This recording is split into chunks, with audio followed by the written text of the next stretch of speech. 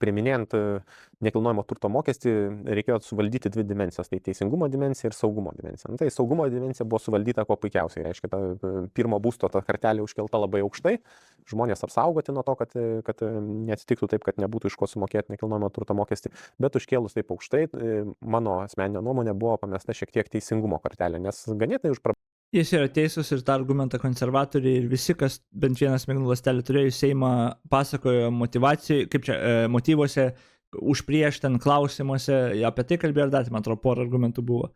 Ir ką socdemai dabar daro, jie giriasi, kad priėmė įstatymą ir stumė to pačiu ant konservatorių, nes jiems nepavyko priimti. Kai konservatoriai ten mėgino, tipo, ant pačio galo tie patys socdemai nebalsavo, man atrodo, už tai.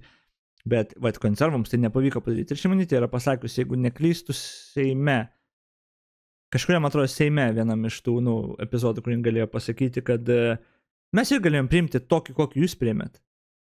O gal interviu kažkokiam, nepamenu kur, bet man atrodo, čia Šimonytės pozicija ta buvo, kad tokį, kokį jūs priėmėt, mes ir galėjom priimti.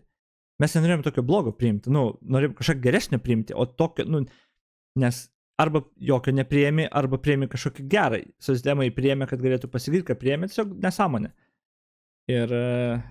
Bet netrukdys jiems girtis, kad jie priėmė ir stumtant konservatorių, nes jie nepriėmė. Lygiai taip pat girsi, sakau, apie tą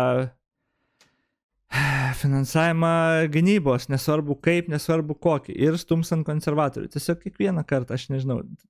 Čia beje dar buvo visuomenės, kurios dalies, tai iš esmės daug kas buvo nepatenkinti, bet Žemaitaitis, vienintelis laikas, kai Žemaitaitis apie mėnesį laiko gavo labai daug grūžo iš OPTV žiūrovų, iš tos savo auditorijos, tai buvo dėl NT mokesčių.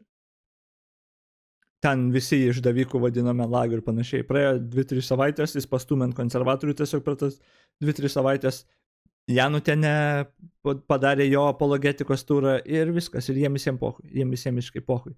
Tai kai jie ten kažkokius kelia kriterijus, kad ten mūsų kandidatas to nepadarys, ar to nedarys, ar tą, jiems niekas nerūpi. Jiems niekas iš tikrųjų nerūpi. Tai tiesiog yra atmaskė.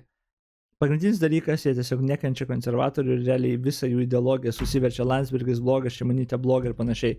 Kodėl? Nes paskutinius, nežinau, jau 5 metai, kiek čia tęsiasi, o PTV kiekvieną savaitę vien tik apie tai kalba. Koks Landsbergis blogas, kokia Šimonytė bloga, kokie ten visi korumpuoti konservatoriai. Ar būtų ar nebūtų istorija, jiems nesvarbu, tai yra jų politika, tai yra jų pasaulėžiūra. Tai kai jie ten pasako, kai jie turi kažkokias moralus ar vertybės, neturi, jie ne už tai balsuoja. Ne už vertybės ar moralus. Jiems gali atrodyti, kad taip. Jiems nuoširdžiai gali atrodyti, kad taip, bet jie ne už tą balsuoja.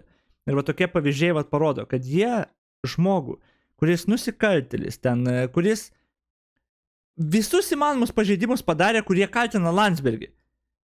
Tam žmogui atleidžia kažkodėl ir vis tiek už jį balsuoja. Nes tai nėra pagrindiniai kriterijai jiems. Pagrindinis kriterijus yra, tu turi stumti konservatorių ir nekęs konservatorių Landsbergį. Ir tada, tu jų balsus turėsi. O jeigu padarysi kažką, kas jiems nepatiks, porą savaičių papyks, bet svarbu nenustok stumti konservatorių.